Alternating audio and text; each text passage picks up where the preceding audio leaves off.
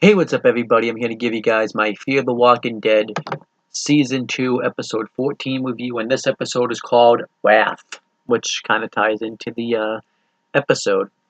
And this episode came out on October 2nd, 2016, and um, like I said before, this episode actually has three storylines behind it, but I'm just going to talk about them all at once, so that way this video doesn't lead to being sloppy. Um, this episode, I'm just going to start off by talking about the Ophelia storyline first, just because that didn't really take up as much time in the episode. This Ophelia storyline's been, like, really weird because, like, they never really go back to it enough, but quite frankly, then it feels like if they did, like, it's not, like, enough of a storyline where it needs its own episode, so I'm kind of fine with them just kind of coming back to it occasionally, but I guess it is what it is. But, pretty much her truck ends up overheated in the desert, so she tries to do whatever she can to try to fix it, but one of the infected goes to attack her, so she closes the front of it right onto the infected's arm, and obviously ends up killing the rest of them that try to approach her. She hits it with a hammer and just beats the crap out of them. One of them had like a pocket knife, so she ended up taking it and stabbing the first one that went to attack her. So then she has to walk the rest of the way to America. So she ends up doing that, and she gets shot at by someone, and it ended up being like some sort of tourist or something, and she pulls out a knife and goes to stab it, but the person stops her and says, "Welcome to America." So we don't really know anything else that happens from that because um, they're probably going to do something with it in the season finale. Um, and that was kind of really it for that story. Um, I thought it was nothing really bad, nothing really good, but it was just kind of something that existed, so I'll just give it a thumbs in the middle. Um, and then we had the storyline, the other two really main storylines in this. I'm going to talk about everything that happened at the Colonial first. So, Nick and that guy go to the bandits to do the trade, and he goes to Marco, but Marco reveals that they made a deal with another group and don't need any more of their stuff, and they found their entrance into the Colonial. So he gives them, he gives them an ultimatum. He says either they leave and no harm will come to them, or stay and die, essentially, because they're going to attack the place and kill everybody. And he shows that he means business by showing Francisco and his family murdered. So Nick goes to tell Lucy, I'm just gonna say Lucy for short, but Luciana um, about it, and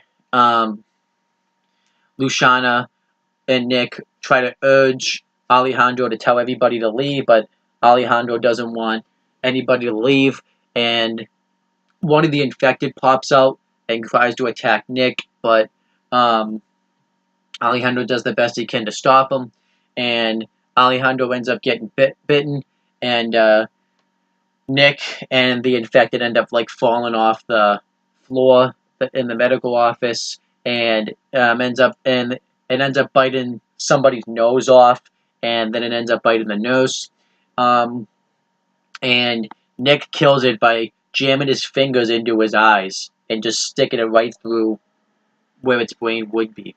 I thought it was a nice scene, actually. So they have to go be sacrificed, and Nick wants to leave anyways because he knows that Faith isn't going to get anybody through this. It's just all bullshit. And he wants Luciana to leave with him. And then Alejandro comes in and confronts and confronts Nick about him thinking that he's afraid, and Nick knows he's afraid, and he said that there's a difference between afraid and shooken up, and he forces Alejandro to tell the truth to Luciano about how he really isn't immune to the bite. He wasn't bitten by the infected. He was bitten by the drug addict. And she's upset with him, and he tells Luciana to leave with Nick because the love that she feels for him is real. And she pretty much says that I'm pushing away anybody that is dead to me. So she pretty much tells Alejandro to fuck off, and Nick still wants to leave, but Luciana still wants to stay and fight for what they believe in because the faith, even though the faith was fake, it helped them survive in this place and make them feel like family more than any other times in their lives. And I did like this storyline a lot. I thought it was really intriguing, and I'm kind of interested to see what happens with this in the season finale. And then we had everything that took place with Travis, which I quite liked, where Travis ends up getting up the next day, and Madison tells Travis that he shouldn't be ashamed of what he did to Chris. How he felt like he abandoned him because he did. Chris being with them is being with people that are just like him, and it gives him a sense of belonging. And he said that he promises to convince Travis that he did the right thing for the rest of her life. So I did like the scene too, where Travis and Alicia had a notification where Alicia tried to apologize to Travis for driving Chris away, but Travis says that that he apologizes for not protecting her better and not believing that Chris was sick. So I did kind of like that they kind of reconciled. And Madison finds out that Brandon and Oscar are there. And she goes and tells Strand about it. And we find out that they were in a car accident and their shoulder got injured. And we find out that the driver didn't survive. Well, since we didn't see Chris, we knew that Chris was the one that was in the car accident because, because he wasn't there. And I did like the way that she explained that Brandon explained characteristics about Chris, but didn't really give anything away to Madison because technically Brandon's never met Madison before, so I liked it.